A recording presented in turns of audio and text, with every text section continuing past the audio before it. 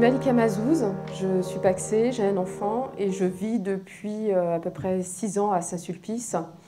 Je suis chef de projet en aménagement, mobilité et déplacement dans un bureau d'études qui est une coopérative de conseil en transport et mobilité depuis à peu près 18 ans. J'ai commencé ma carrière en région parisienne pendant 12 ans et je travaille maintenant à Toulouse depuis presque 9 ans. Et je suis Catherine Sautier, donc j'ai 48 ans. J'habite Saint-Sulpice depuis près de 15 ans. Je suis ingénieure territoriale pour un syndicat d'énergie sur Toulouse. Et voilà, j'adhère à l'association depuis sa création, comme Malika et pas mal d'entre nous. Donc, quand on parle de cadre de vie et d'aménagement et d'urbanisme, il faut peut-être revenir à la source du terme aménagement. L'aménagement, c'est l'organisation des fonctions urbaines pour les habitants, pour leur vie du quotidien, de tous les jours, pour tous. Et donc, quand on prend l'aménagement et l'urbanisme par ce prisme, la première chose, et en tout cas c'est la vision qu'on porte, c'est de faire un urbanisme qui permette le développement d'une ville accessible pour tous, et notamment pour les plus fragiles. Donc on pense aux personnes à mobilité réduite, aux enfants. La ville conçue de cette manière est agréable et facile à vivre pour tout le monde. Donc en matière d'aménagement et d'urbanisme, nous, ce qu'on porte aujourd'hui avec l'association, c'est d'une part de remettre l'humain au cœur du sujet. Ce n'est pas juste un outil technique qui permet de planifier la ville, mais aussi de s'engager dans des projets à long terme et à court terme. À long terme, il y a aujourd'hui 2 grands secteurs sur la commune qui sont déjà presque des coups partis, c'est le périmètre de l'Arsennerie et le périmètre de la gare. L'objectif, on l'entend dans les échanges qu'on a pu avoir avec les habitants, c'est de redynamiser la ville de Saint-Sulpice. On a l'impression d'être dans une ville dortoir où le commerce de centre-ville périclite, on a du mal à redonner du souffle. Et l'enjeu de redynamiser le centre-ville, ce n'est pas un enjeu qui est spécifique à Saint-Sulpice, c'est le cas de beaucoup de villes moyennes. Redynamiser un centre-ville, c'est certes porter des gros projets, mais c'est aussi porter une vision.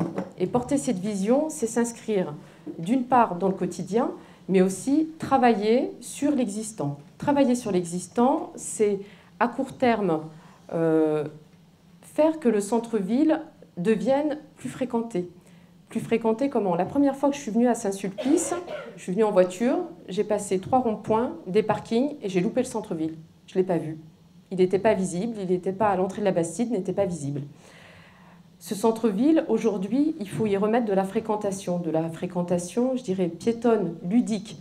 Vivre son centre-ville, c'est le fréquenter de manière, je dirais, pour plusieurs fonctions, plusieurs services. Donc c'est travailler sur des espaces de convivialité, un espace public accueillant qu'on a envie de pratiquer et de pratiquer en famille.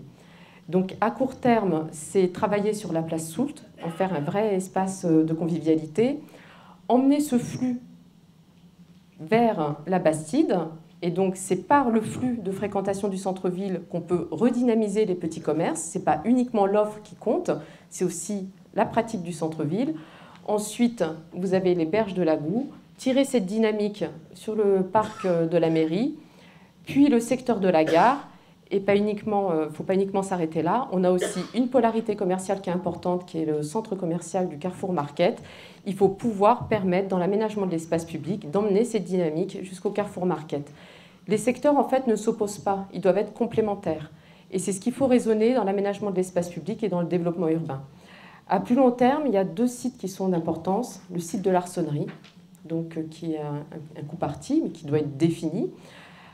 Sur ce site, l'objectif, c'est de porter un équipement culturel qui draine de l'affluence et qui amène une nouvelle dynamique dans le centre-ville, entre autres, puisque on est sur une parcelle d'à peu près d'1,4 hectare, donc ça se prête à accueillir aussi de l'habitat, notamment de l'habitat social, et puis des espaces de vie et des espaces publics végétalisés.